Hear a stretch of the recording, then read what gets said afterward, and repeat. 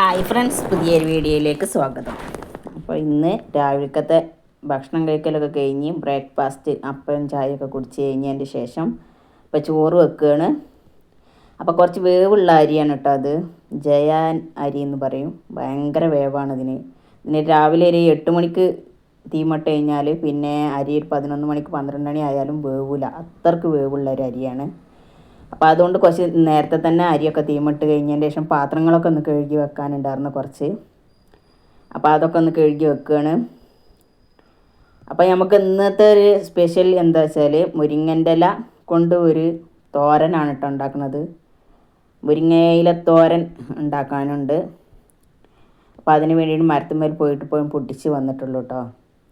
അപ്പോൾ ഈ വീഡിയോ ഇഷ്ടപ്പെട്ട് കഴിഞ്ഞാൽ ഒന്ന് ലൈക്ക് ചെയ്യുക, ഷെയർ ചെയ്യുക, സബ്സ്ക്രൈബ് ചെയ്യുക, കമൻറ്റ് ചെയ്യുക. എൻ്റെ ഇൻസ്റ്റാഗ്രാം ID കൂടി ഫോളോ ചെയ്ത് സപ്പോർട്ട് ചെയ്യുക. അപ്പോൾ അതാ പാത്രങ്ങളൊക്കെ ഒരുവിധം കഴുകി കഴിഞ്ഞു.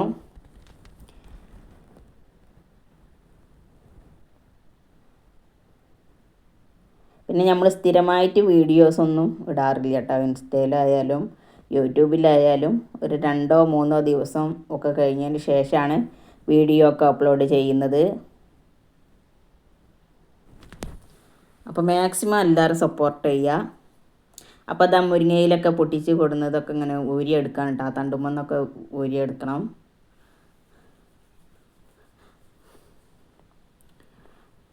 അപ്പോൾ സ്വന്തം വീട്ടിൽ മുരിങ്ങയില മരമൊക്കെ ഉള്ളവരൊന്ന് കമൻറ്റ് ചെയ്യുക കേട്ടോ.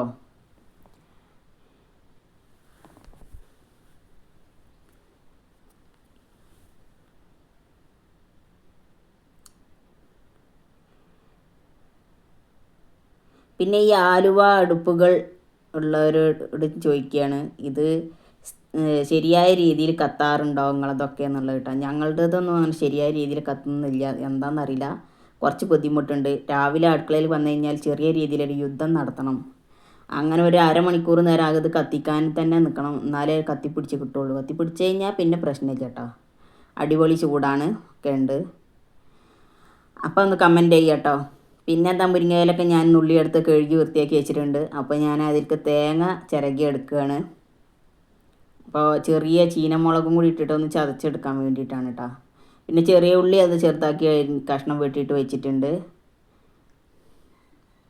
അപ്പോൾ അതാ തേങ്ങ ചിരകലൊക്കെ കഴിഞ്ഞിട്ടുണ്ട്. ഇനി മിക്സിയുടെ ജാർക്ക് ഇട്ട് കൊടുക്കുക.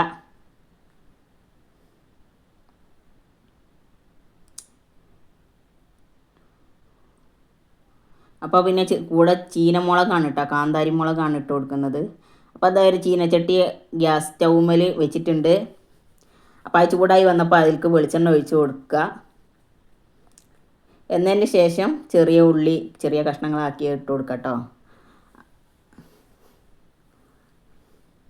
അപ്പം ഞാൻ വിചാരിച്ചത് ചട്ടിൻ്റെ ഉൾവശം ഇങ്ങനെ കാണുന്നുണ്ടെന്നാണ്, പിന്നീട് മനസ്സിലായത് കണ്ടിട്ടില്ല എന്നുള്ളത്. അപ്പം ഞാൻ അതിലേക്ക് ഇട്ട് കൊടുത്തത് ശരിയായിട്ട് ഒന്നും കൂടി ക്യാമറ അടുത്തേക്ക് വെച്ചിട്ട് കാണിക്കുകയാണ് കേട്ടോ. അപ്പോൾ അതാ മുരിങ്ങയില കൂടി ചേർത്ത് കൊടുത്തിട്ടുണ്ട്. ഉള്ളി ചെറുതായിട്ട് വാടി വന്നപ്പോൾ എന്നിട്ട് ആവശ്യത്തിന് ഉപ്പും കൂടി ചേർത്ത് കൊടുത്തിട്ട് നന്നായിട്ടൊന്ന് മിക്സ് ചെയ്യുക. എന്നിട്ട് ഒന്ന് അടച്ച് വെച്ചിട്ട് ഒന്ന് വേവിച്ചെടുക്കുക. അപ്പോൾ അതാ നന്നായിട്ട് തന്നെ ഇല വന്നിട്ടുണ്ട്, നല്ല സൂപ്പറായിട്ട് വെന്തിക്കണ്. അപ്പോൾ ഇനി അതിലേക്ക് നമ്മൾ ചിരകി വെച്ച മിക്സിയിൽ അടിച്ച് വെച്ച തേങ്ങ കൂടി ചേർത്ത് കൊടുക്കുക. അപ്പോൾ ചെറുതായിട്ടൊന്ന് ചതച്ചെടുത്തേക്കാണ് കേട്ടോ. എന്നിട്ട് എല്ലാം കൂടി നന്നായിട്ടൊന്നും കൂടി മിക്സ് ചെയ്യുക. അപ്പം അത്രയേ ഉള്ളൂ, പെട്ടെന്ന് തന്നെ തയ്യാറാക്കാൻ പറ്റും. സൂപ്പർ ടേസ്റ്റുമാണ് കേട്ടോ.